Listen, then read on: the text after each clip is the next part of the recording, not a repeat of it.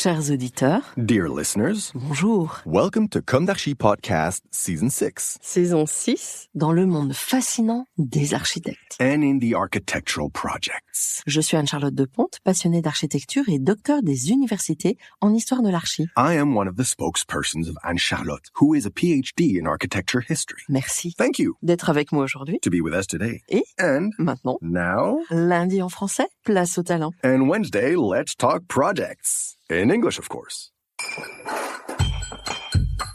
Bienvenue dans clemDarchi.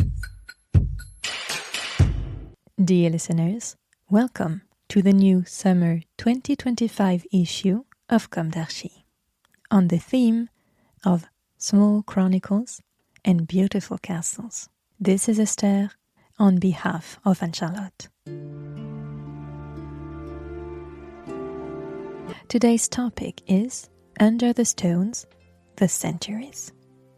The Murmur of Azay. In his book, Azay le rideau, entre Renaissance et Romantisme, published in 1995 by CNRS Edition, Jean-Claude Le Guillou begins by stressing, and I quote, "The Château d'Azay le rideau, one of the most radiant witnesses to the early Renaissance, is the victim of a misunderstanding.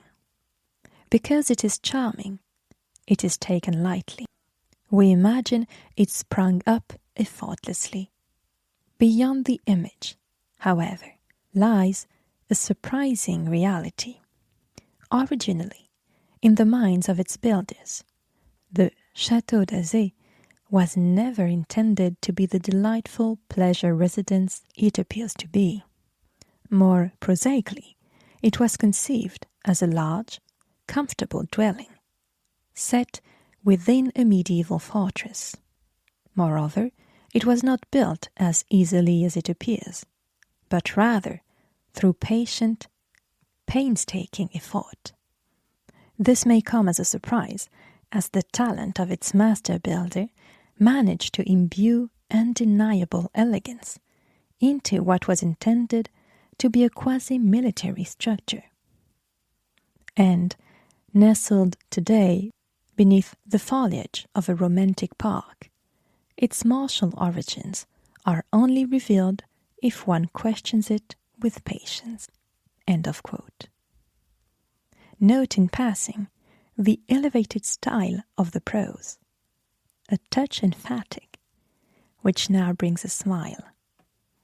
But it does speak to the level of scholarly rigor that prevailed in publications 30 years ago. Let us return to the subject. The Château d'Azay le rideau, located in the Loire Valley, was constructed between 1518 and 1527 for the financier Gilles Berthelot. Architectural overview. Its unusual L-shaped layout represents two sides of a structure that was originally meant to form four sides around a courtyard. This layout, along with the corbelled corner towers, capped with pepper-pot roofs, harks back to medieval architectural traditions. Indeed, the site had long been a strategic stronghold, built to defend the crossing of the Indre River along the road from Tours to Chinon.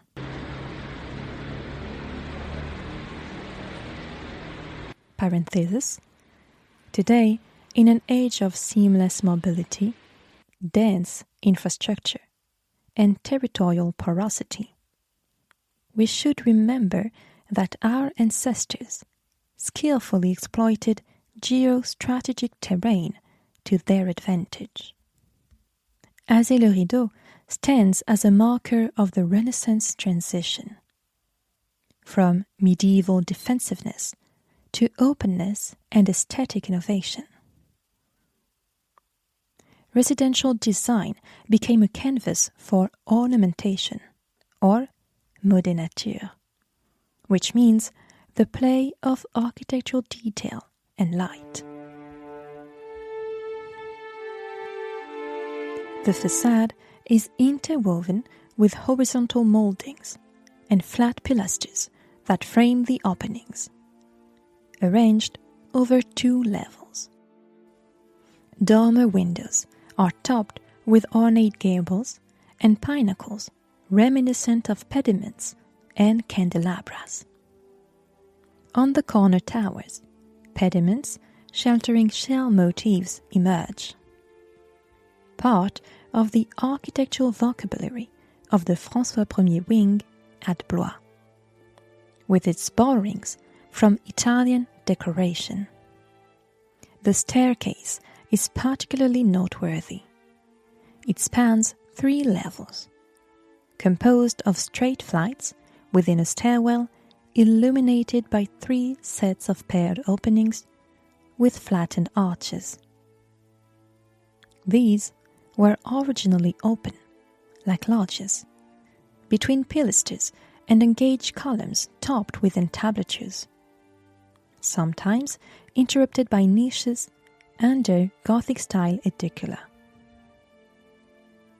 Its flattened barrel vault, adorned with coffers, is a hybrid creation, a fitting match for a staircase that represents a true departure from the traditional spiral stair. Design formulas first introduced at Gaillon, discussed in the Comme d'Archi Season 4, Episode 86, then repeated at Blois, quickly spread throughout the Loire Valley. Yet, the royal Château of Blois, which we will likely cover in a future series, evolved stylistically throughout François I's reign, gradually shedding the medieval spirit of its eponymous wing. Indeed, the François Ier wing features uneven bays, irregularly spaced windows, flanked by single or double pilasters, and an overall lack of rhythm.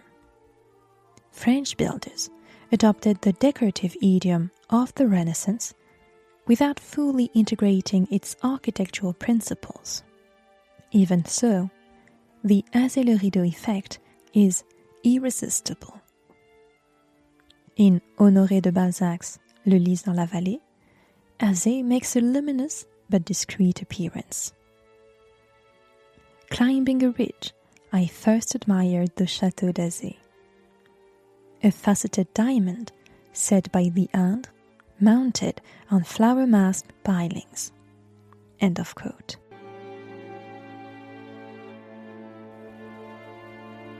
The author was close to the de Biencourt family, owners of the château in the 19th century. Interestingly, the name of the château's architect remains unknown. Its owner, Gilles Berthelot, a financier, was often absent, leaving the building's supervision to his wife, Philippe Lebailly. In her absence, she entrusted the site to Abbé Guillaume Artaud, the parish priest of Saint-Cyr.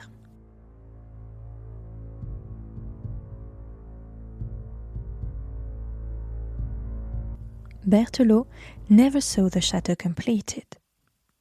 Accused, along with several fellow financiers, including his cousin, Jacques de Beaune-Semblancay, of embezzlement, Berthelot fled to Metz in 1527 and died in Cambrai in 1529. Semblancay was arrested and hanged. In June 1528, François Ier confiscated the unfinished château, a fate eerily similar to that of Fouquet with Louis XIV at Vaux-le-Vicomte. A reminder that one should never be more royalist than the king. In 1535, François Ier granted the château to Antoine Raffin, captain of his bodyguards, and seneschal of Agenois and Gascony. Raffin made a few modifications, but the plan to enclose the courtyard was abandoned. The château retained its L shape.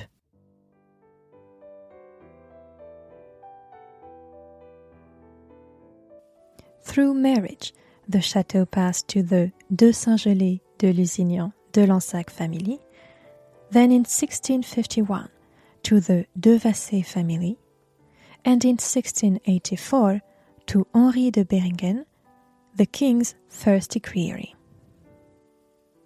He added outbuildings for stables, an orangery, and staff quarters.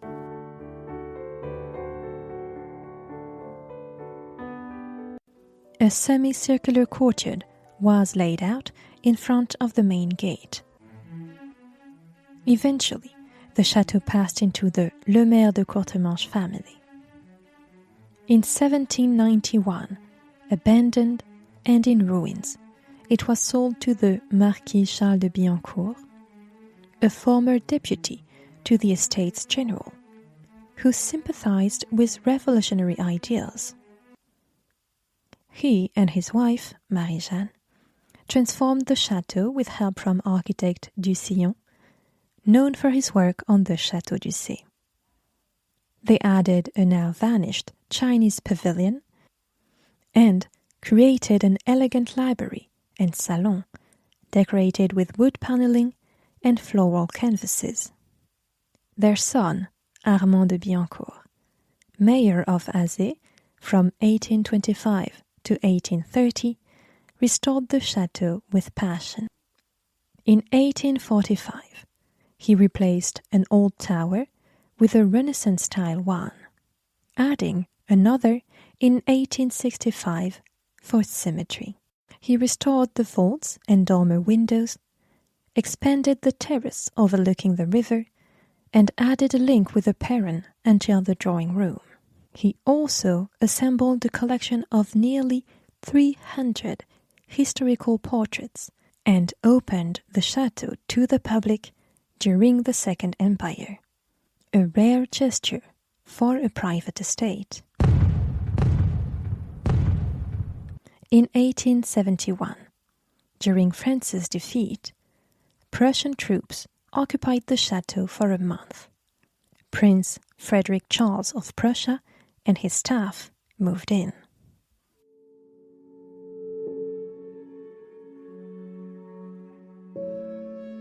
Fate turned again.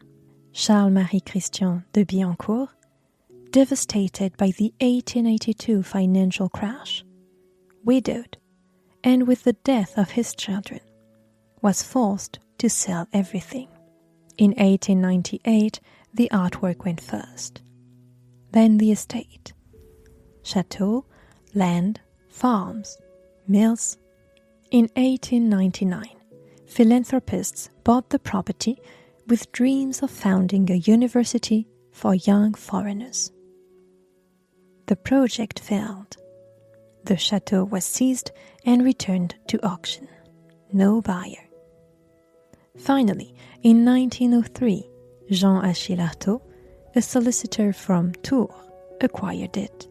He sold the empty chateau to the French state, but kept the land. On August 11, 1905, the state became its official owner. Thanks to a bequest from industrialist Léon Dru, Azay was saved.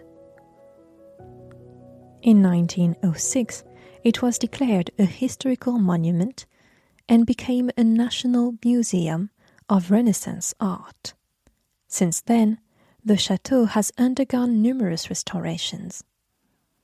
In 1939, during World War II, it served as a refuge for the Ministry of Education. Today, it is managed by the Centre des Monuments Nationaux. Thanks to the Mobilier National, the salons are gradually being restored to their Biencourt-era splendor. The national effort has been remarkable. But in today's uncertain climate, what future awaits this jewel of heritage? Must we return to confinement and primitive geostrategies to protect our cultural strata? Standing before this architectural emblem of Renaissance openness, we might dare to hope for the opposite. Dear listeners, See you next week for a new Comme d'Archi in English. And until then, take care of yourselves. Goodbye.